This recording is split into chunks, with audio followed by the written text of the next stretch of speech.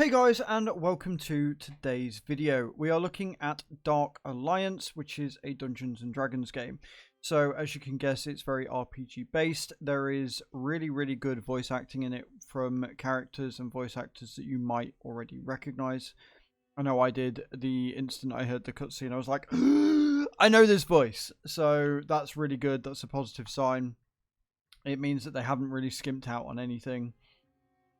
So let's jump into it and see what it's all about.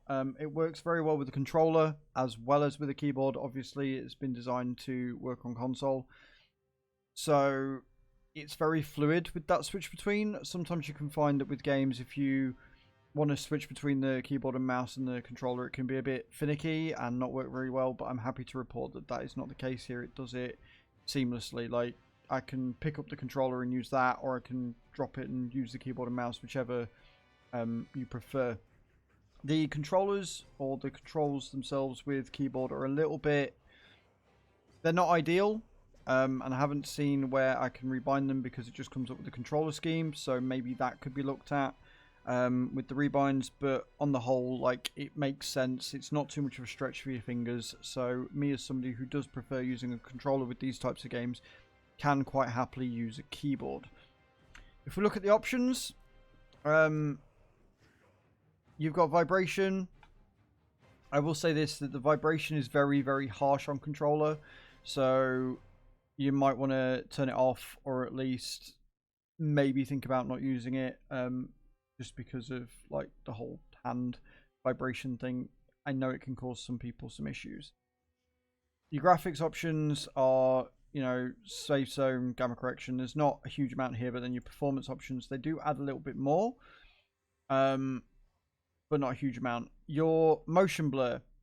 Now, this is something that I always switch off, but this has got like a meter for it, right? And you can't just select the bar and select where you want it. You have to go through, and it started at 100, right? This shows you why it's sort of better for a controller, because it doesn't take as long, but that's kind of an oversight in my mind. Just have it as on or off, or if you're going to have a bar, let me use my mouse to select roughly where I want on it, so I can just drag it straight to 0 to save time. You've got your FPS, which you can lock, and VSync as well, and then your quality settings. Now, what I do like is that in a lot of games, it will tell you very high, but sometimes they'll go to ultra or ultimate, and you end up going through each option going, well, I'm at the maximum. This to make it very easy to see because of where the bar is, right? So, again, you can't drag it, but it's nice to know that I'm definitely at the end, and very high is as high as it goes. You then got sound volumes, which they've got literally sound volumes for everything, which is kind of insane. You've got your HUD. Again, there's a lot of things that you've got on here that you can have. You've got your camera settings. You've got your languages that you can choose, text and spoken, which is really nice. So for content creators like myself, for example, if I spoke another language, I could have the spoken language in one thing and then the text language in another, so that I essentially open up my audience so that people that might not be able to understand it can still read it. I like that. That's a nice option. Normally it's one or the other.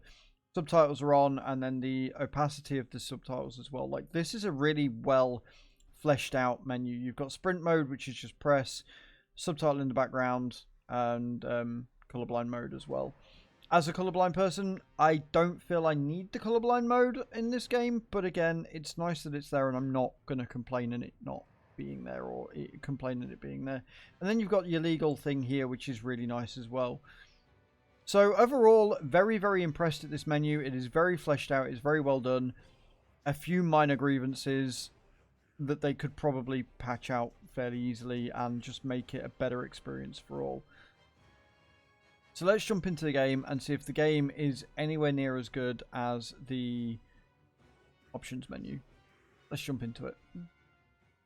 Okay, so here we are. This is the main campfire, if you like, your main base that you kind of run around in. You've got your merchant there, which is where you buy all of your stuff.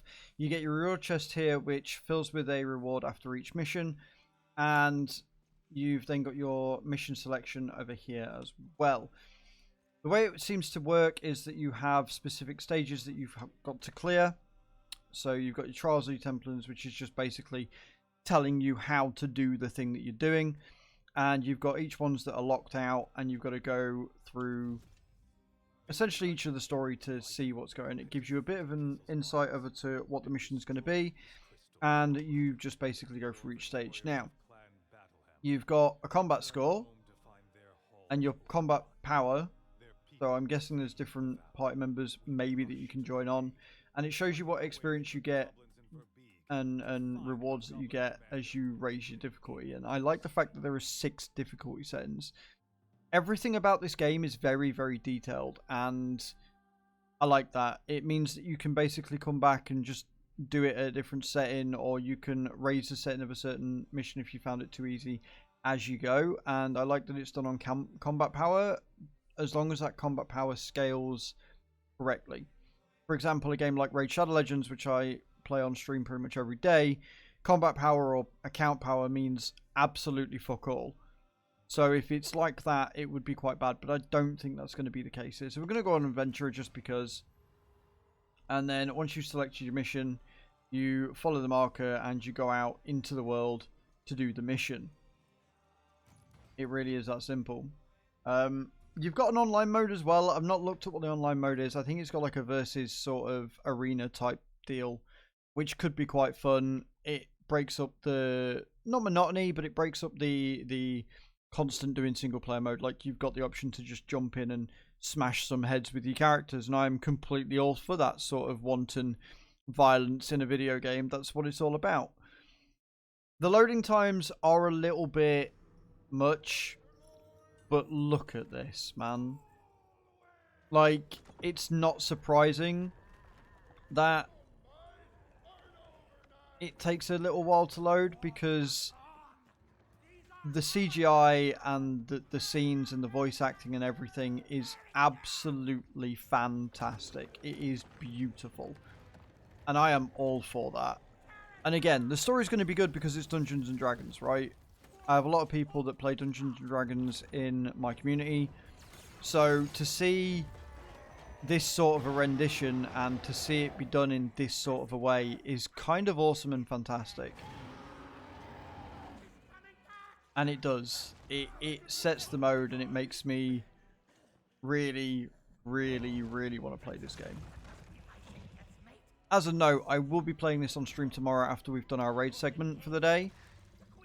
We will go through everything that I do on Raid Shadow Legends normally, and then we will switch over and beat some heads with this, because I can see me really wanting to play this quite a lot. Quite a lot. Now, what is nice is that outside of the very first cutscene, you can skip the cutscenes, right? I can skip it. No point now because it's near the end, but it's nice that they've got that in. Skippable cutscenes are always a big plus in my book. They really are. So let's go. Let's go and smash some heads in and see what it is we've got to do. So we've got goblins at the gates. It looks like you might have some smashable areas as well. Yeah, you do. Right, so you can collect items and crystals and, you know, do all that cool stuff. This is a little bit redundant. Giving you a tutorial after you've essentially already done a tutorial is a bit, I don't know. There's treating the player like they might need a hand and doing what they're doing, and there's treating the player like an idiot, you know? So, I don't know. Maybe have an option to skip the tutorials and the things like that. There's loot that you can collect from the world as well. And yeah, the combat is very fluid. I'm a big fan of the combat. I've obviously gone with the barbarian because I always go with the big bulky warrior dude. Jumping is a little silly, and I'm completely okay with it. So yeah, we're gonna go in and we're gonna kill some stuff. Now, you've got specials, you've got combos, you've got big hits, you've got all sorts of kind of cool stuff. You have got a targeting system, which is kind of nice, because it can be a little bit daunting trying to figure out who it is that you're hitting. everything feels impactful, right? It feels like what you're doing is actually, it feels like it's got power behind it, and a lot of games can kind of miss out on that. Now, I am playing with a controller for the purposes of the video, just because my microphone is a little bit sensitive, and even with going through and doing all the settings, because my voice is a very weird pitch and tone, it tends to pick up all the key hits, and it doesn't make for a very good video. So if ever I can use a controller to play a game, that is exactly what I'm going to do. But yeah, oh, that's not ideal. I'm gonna die with these archers if I'm not careful. Overall, big fan of this. I really like this.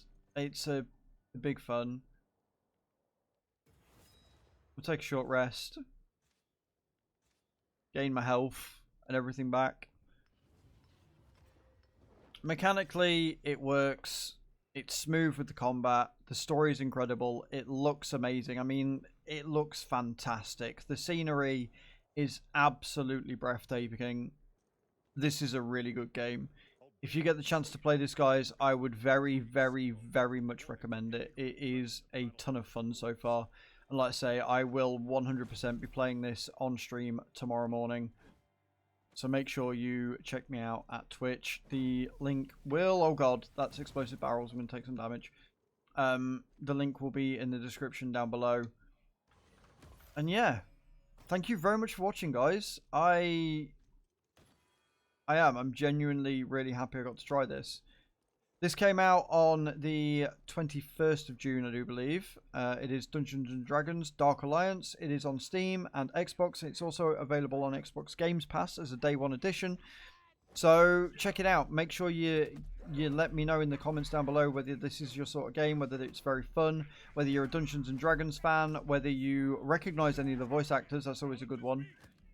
And don't forget to leave a thumbs up on the video as well, and subscribe if you haven't already, guys. Thank you very much for watching. I have been Azrael, and I shall see you all next time. Ciao, ciao, guys. Ciao, ciao.